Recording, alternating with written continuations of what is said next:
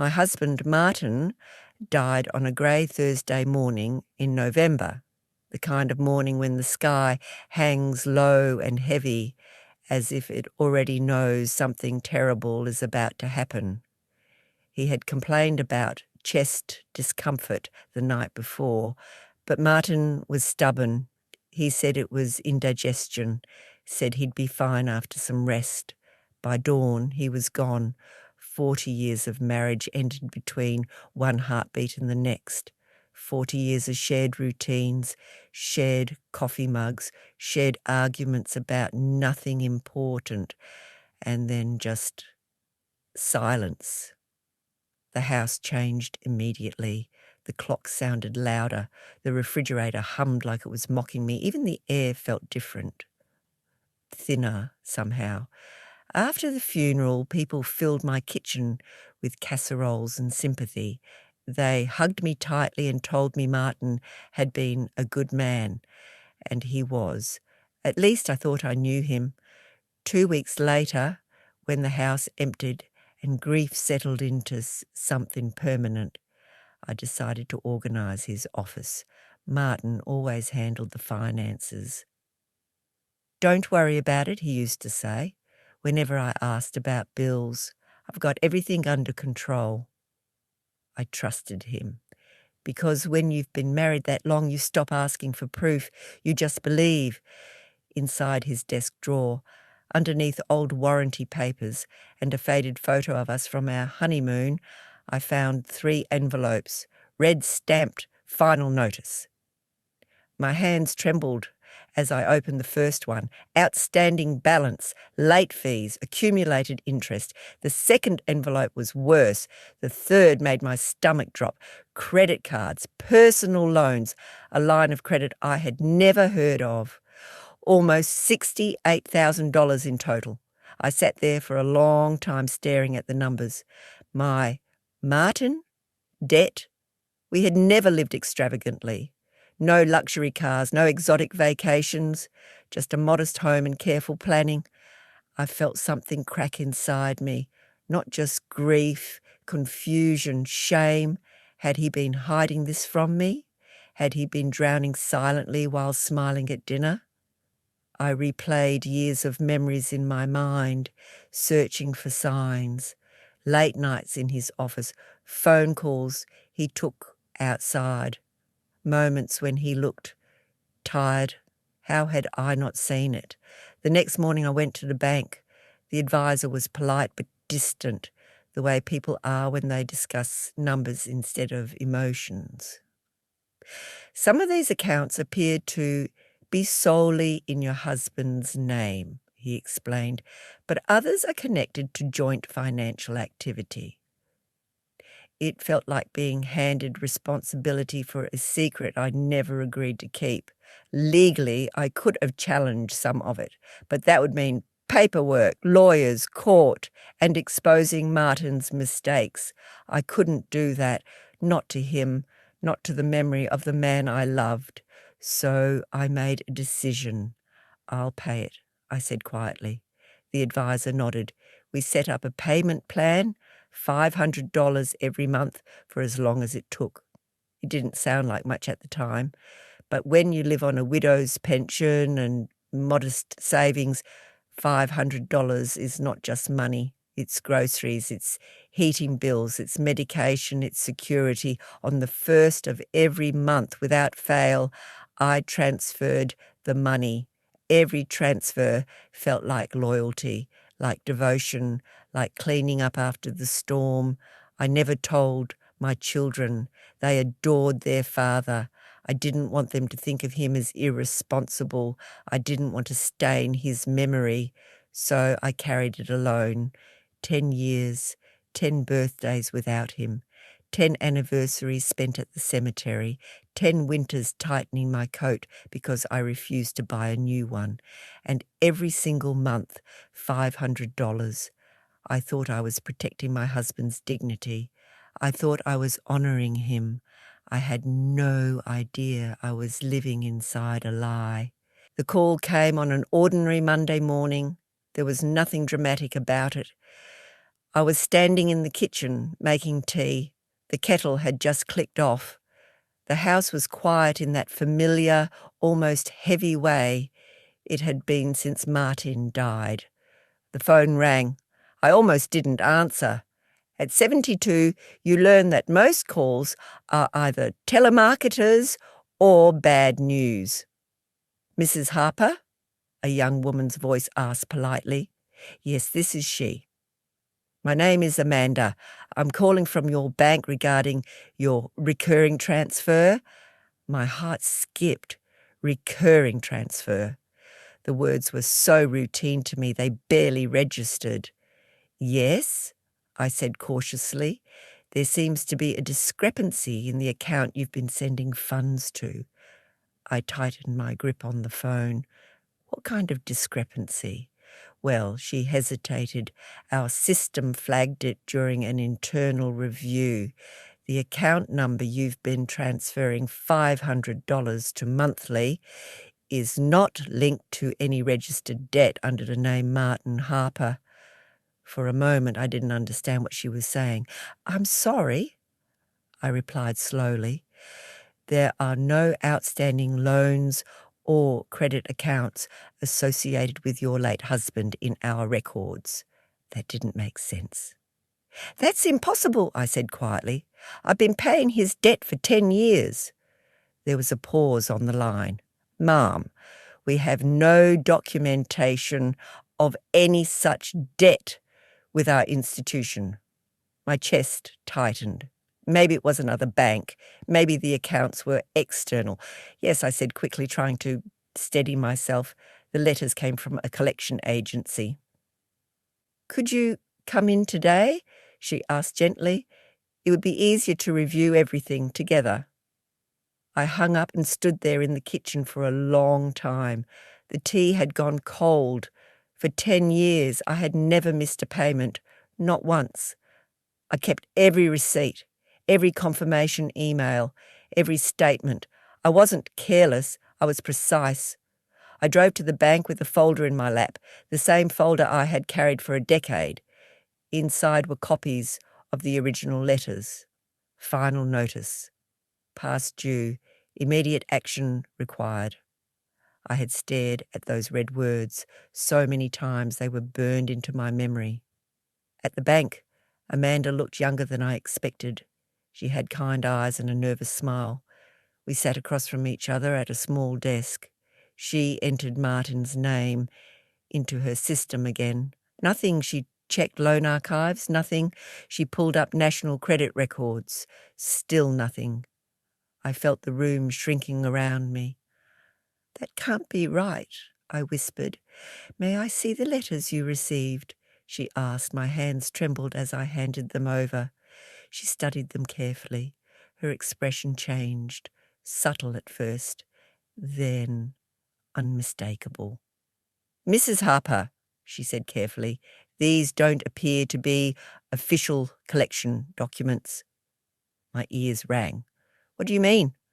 "The formatting is incorrect. The licensing number is missing, and the contact information routes to a private account." A private account. The words felt unreal. "No," I said immediately. "No, that's not possible. I transferred the payments to the account are listed." She turned the monitor toward me. "Let's check where the funds have been going." 10 years of transfers appeared on the screen. Every first of the month. $500, like clockwork. I watched as she clicked on the receiving account details. Account holder name, M. Harper. My breath stopped. "Mim," I whispered. Martin's name began with M. That had to be it. It could still be internal routing, I said, grasping for something logical. Amanda clicked deeper into the profile. The full name appeared, Michael Harper. I felt the blood drain from my face. Michael, Martin's younger brother, the one who always struggled financially, the one Martin used to help out from time to time. The room felt unbearably quiet. "That account has been active for over a decade," Amanda said softly. There are no linked debt records. It appears you've been transferring funds directly to a personal account. Directly. To him. 10 years. I stared at the screen, trying to force my brain to reject what my eyes were seeing. No, this had to be a mistake. Martin would never, or would he? Memories began rearranging themselves in my mind. Late-night conversations between the brothers, whispers about temporary help. The time Martin said, Michael just needs a little support until he gets back on his feet. Back on his feet. For 10 years? I felt something inside me crack open. Not grief this time. Something colder, more precise. Betrayal. Not from a stranger, not from a scammer. From family. I need a copy of everything, I said quietly. Amanda nodded. As the printer hummed, I realised something devastating.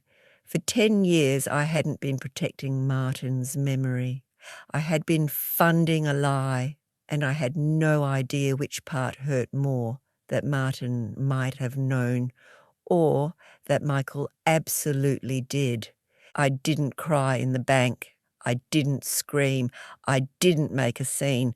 I simply gathered the printed statements, placed them back into my folder, the same folder I had carried like a badge of loyalty for 10 years, and walked out. But the moment I sat inside my car, my hands began to shake so violently I had to grip the steering wheel to steady myself. Michael Harper, the name wouldn't stop echoing in my mind. Martin's younger brother, the man who stood beside me at the funeral and held my hand while I cried. The man who told me, if you ever need anything, I'm here. He had looked me in the eyes for 10 years and said nothing. I drove to his house without calling first. I needed to see his face. The house looked different than I remembered. New siding, fresh paint, a new SUV parked in the driveway. My stomach twisted. When he opened the door, he looked surprised, but not shocked. Clara, he said, forcing a smile. What a surprise. Clara. He hadn't called me that gently in years. I stepped inside without waiting for an invitation. We need to talk. Something in my voice must have warned him. He closed the door slowly. We stood in his living room, the one that suddenly looked far too comfortable for a man who had supposedly been struggling for a decade. I went to the bank today, I said. He didn't respond. I found out there were never any debts. Silence. I found out where the money has been going. His jaw tightened. Michael, I whispered, my voice cracking for the first time. Why has my money been going into your account? He looked away, not confused, not surprised, just tired. That was the moment I knew. You knew, I said. He sat down heavily on the couch. You had the house, he muttered. Martin's pension. You were fine. Fine. The word hit harder than any insult. I skipped dental work because I couldn't afford it, I said quietly. I wore the same winter coat for 8 years. I counted coins at the grocery store. He rubbed his face with both hands. Martin wanted to help me. Help you? I repeated. For 10 years after he died? He didn't answer. Because he couldn't. The truth hung between us, thick and suffocating. You forged those letters, I said slowly. He hesitated. Then he nodded. Just once. Like he was admitting to borrowing sugar. I felt something collapse inside my chest. You stood next to me at his funeral. I didn't think it would go on this long, he snapped suddenly, defensive now. I thought you'd notice or question it. I was grieving, I shouted. I trusted you. He stood up. You didn't need the money like I did. I stared at him. I didn't need it, I repeated softly. 10 years. $500 every month, $60,000, my security, my comfort, my dignity. You had children, he continued. I had nothing, no one. You had me, I said, and that was the truth. If he had asked, if he had been honest, I would have helped. Maybe not forever, but I would have helped. Instead, he chose deceit. He chose to build his stability on my grief. Did Martin know? I asked quietly. That question changed everything. Michael's eyes flickered, just for a second, and in that second my heart stopped. Know what? He said carefully. Did he know you were planning this? I didn't plan anything, he said too quickly. Too quickly. I stepped closer. Did Martin ever ask you to continue receiving money after his death? Silence. The kind of silence that answers everything. I don't know what you're implying, he muttered. I realized then that the worst part wasn't the money, it was the doubt. Had Martin been part of this? Had he trusted his brother to take care of something after he was gone, or had Michael acted alone? Either way, the man I had defended for 10 years suddenly felt distant. I want it back, I said. Michael laughed bitterly. It's not like I have 60,000 sitting around. Of course he didn't. He had lived on it, spent it, built comfort from it. You stole from a widow, I said quietly. You're not some fragile victim, he snapped. You're stronger than you pretend to be.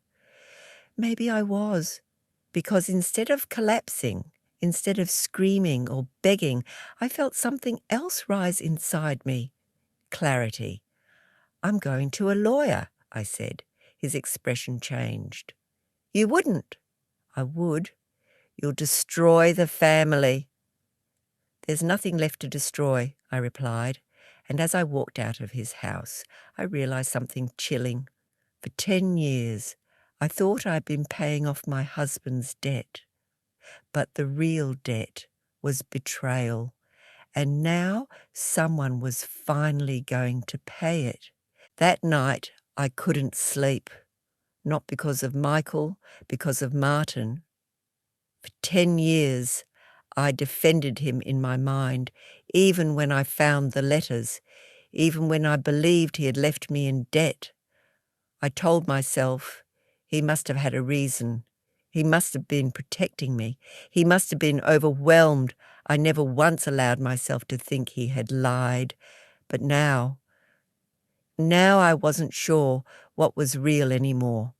I went into his old office, a room I had preserved like a museum, his chair still slightly angled, his fountain pen still resting in the drawer, his scent long gone but the memory of it still alive. I sat at his desk, and for the first time in 10 years, I opened every drawer, not just the obvious ones, all of them. I pulled out old folders, insurance papers, tax returns, bank statements I'd never bothered to read. I wasn't searching for money, I was searching for truth, and then I found it. A small notebook tucked behind a filing cabinet, not hidden well, but hidden enough. It wasn't a diary, just pages of numbers, notes, occasional short sentences. I flipped through it slowly. Payments to Michael, amounts, dates, 5 years before Martin died, then 3, then 1. The handwriting became tighter, more rushed. One line caught my eye. Michael can't know I'm cutting him off. My heart pounded. Another line, written months later. I told him this is the last time. I sat back in the chair. Martin had been helping his brother. Yes, but he'd been trying to stop. The last entry was dated 3 weeks before his death.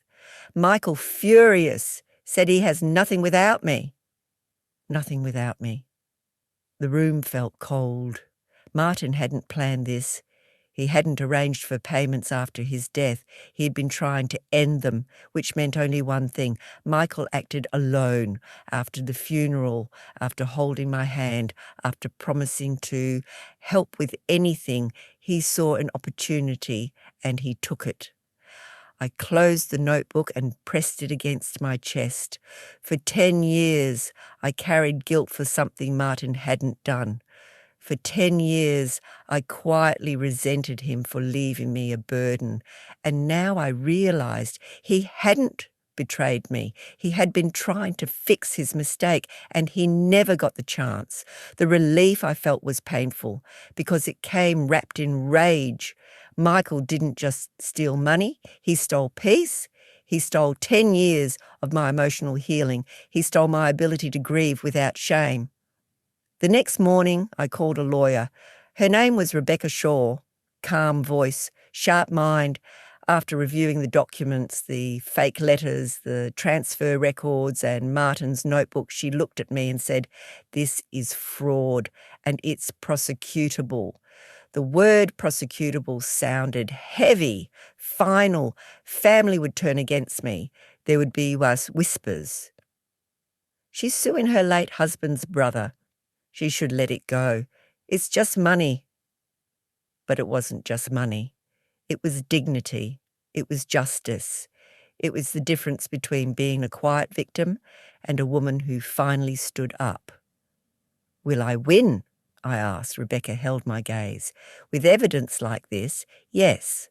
And if I don't do it, then he learns that exploiting a grieving widow has no consequences. I went home and stood in front of Martin's photograph. I'm not protecting him anymore, I whispered. Not Michael, not anyone. For the first time in a decade, I felt something unfamiliar. Not grief, not guilt, strength. I had spent 10 years honouring a lie. Now I would honour the truth, and someone finally would answer for it. When the official papers were served to Michael, the family exploded. It started with a phone call from my daughter. "Mom, Uncle Michael says you're suing him?" Her voice wasn't angry. It was confused, worried. "Yes," I answered calmly. There was a long silence. "He said you misunderstood, that it was a private arrangement between him and Dad." A private arrangement. Those words spread through the family like poison. Within days, cousins stopped calling. My sister-in-law sent me a message that simply read, "Is this really necessary?" Necessary. I had asked myself that same question 100 times. Was it necessary to drag our name into court? Was it necessary to relive everything publicly? Was it necessary to risk my children looking at me differently? But then I would open the folder. I would look at 10 years of transfers, and I would remember counting coins for groceries. Yes, it was necessary. The first court date felt surreal. I had never been inside a courtroom before. The wooden benches, the quiet murmurs, the air heavy with tension. Michael sat across the room.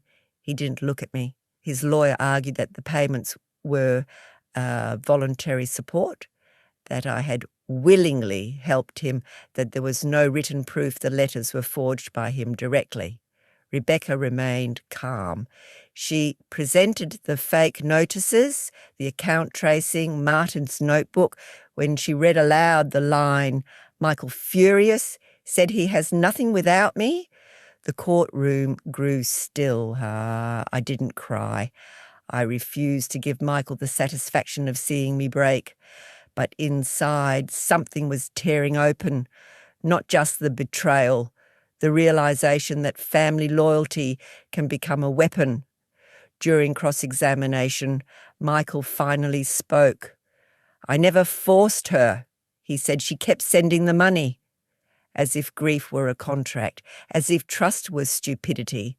The judge asked him directly, "Did you create false documents to give the impression of debt?" Michael hesitated. That hesitation lasted only seconds, but it destroyed him. "Yes," he muttered. The word echoed. Yes.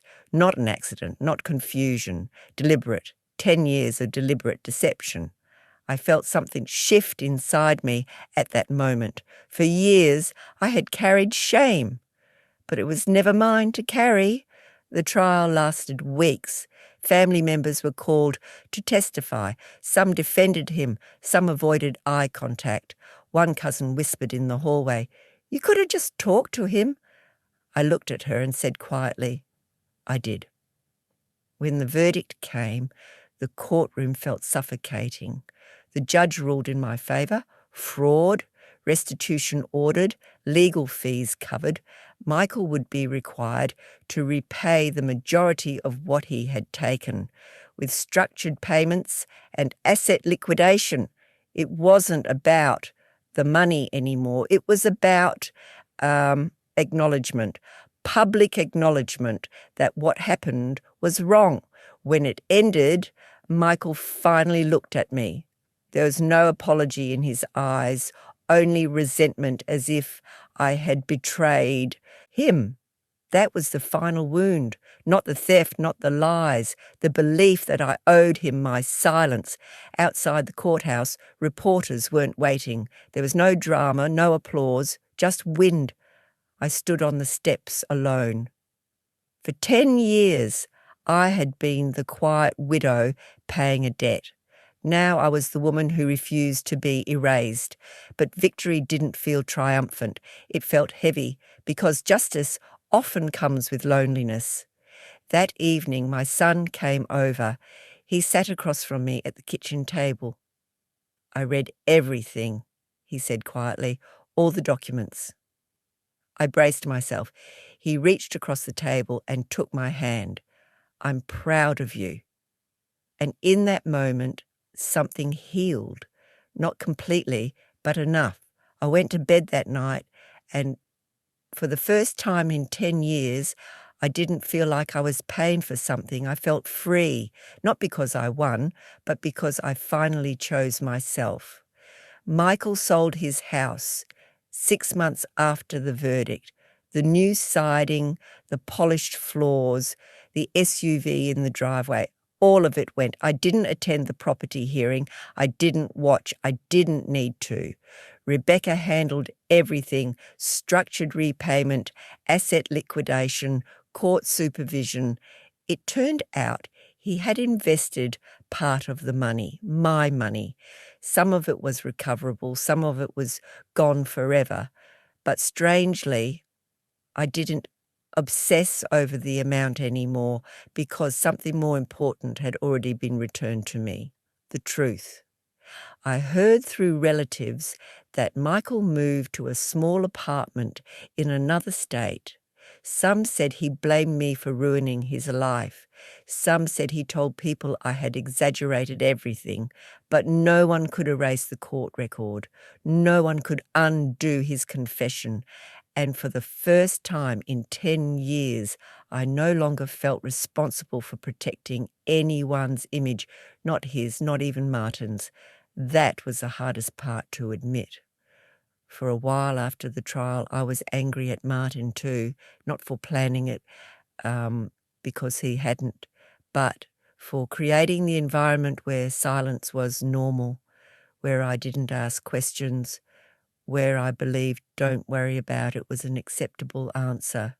I loved him, I still do, but love should never require blindness. One evening I returned to the cemetery.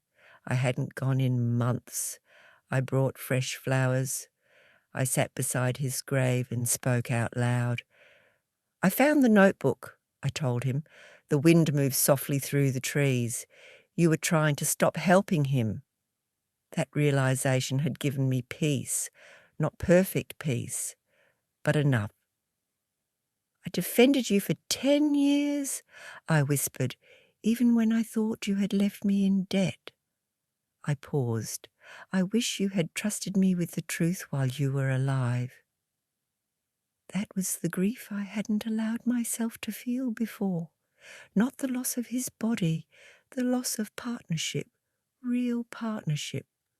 When I stood up to leave, I felt lighter than I had in years, not because everything was fixed, but because nothing was hidden anymore. The money that was recovered went into something different. Not savings, not investments. I renovated the small library in our neighbourhood. Martin loved books. There's a plaque inside now that reads, "In memory of Martin Harper," and in honour of truth. I didn't include the rest of the story. Some things don't need public explanation. My children visit more often now. They ask questions about finances, about transparency, about trust. We talk openly, really openly, and sometimes, late at night, I think about those 10 years, the cold winters, the careful budgeting, the quiet sacrifices. Do I regret fighting? No. Do I regret trusting? Also no, because trust wasn't my weakness. His deception was his. What remains now is not bitterness, it's clarity. I am 73, I buy a new winter coat when I need one. I schedule dental appointments. I no longer apologise for protecting myself. And on the 1st of every month, when the date appears on my calendar, I don't transfer $500. Instead, I make tea.